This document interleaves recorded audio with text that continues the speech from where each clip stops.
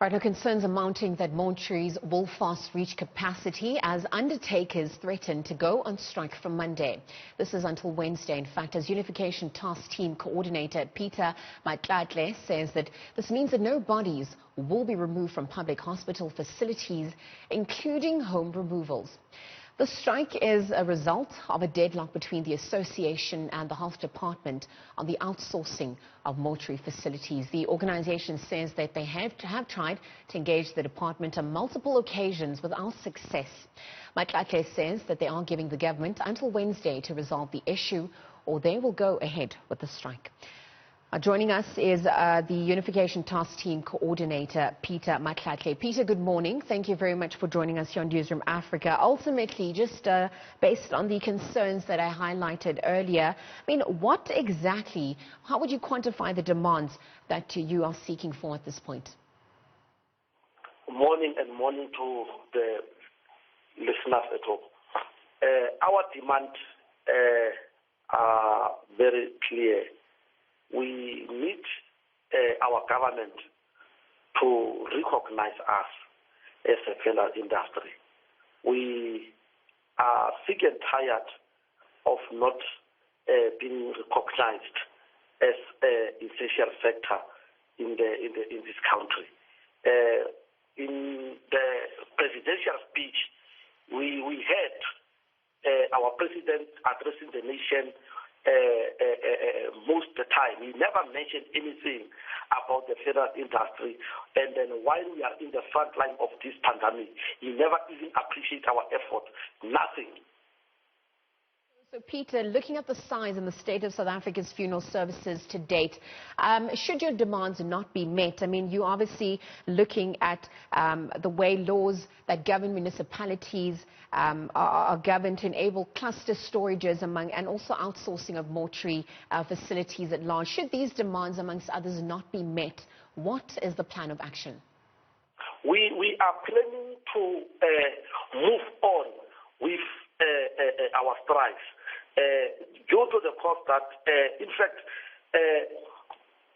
we need the government to sit down with us. And then if we can meet and sit down and meet consensus, I think we will reach something. But this issue of government promising, but they are not implementing, it is wasting of time. So we are ready for a shutdown, and we are ready to hold our services. Remember, this is our services. It is not the government services.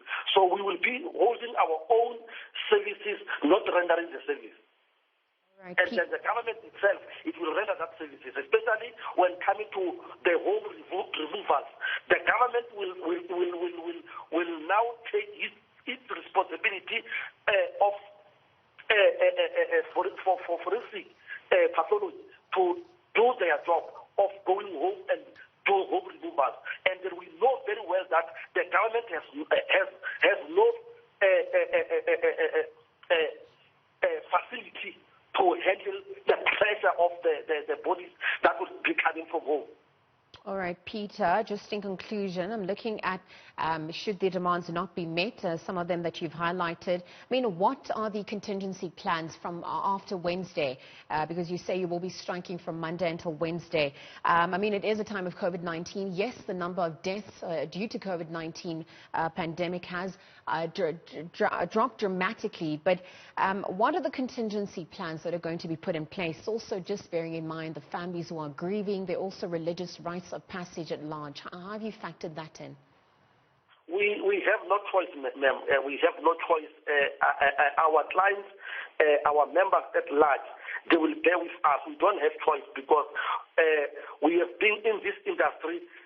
We have seen organizations coming in. We had the hope of the organizations that were there before that will maybe at least rescue us. But even now, nothing has happened. We are still under the apartheid law in this industry. We are still governed by the 1949 regulations in this industry. So that is why we are saying we are sick and tired up until we agree to bury this 1949 apartheid law and then come with the democratic laws and regulations calculations, we hope we will go somewhere. Peter Matlatle, of course, the Unification Task Team coordinator, chatting to us about the concerns that are mounting as mortuaries will fast reach capacity.